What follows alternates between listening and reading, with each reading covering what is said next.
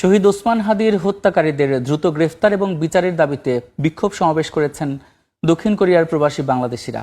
বৈরী আবহাওয়া উপেক্ষা করে বিক্ষোভে অংশ নেন শতাধিক প্রবাসী। দ্রুত সময়ের মধ্যে বিচার নিশ্চিত না হলে রেমিট্যান্স শাটডাউনের হুঁশিয়ারিও দেন তারা। দক্ষিণ কোরিয়া থেকে মোহাম্মদ হানিফের রিপোর্ট।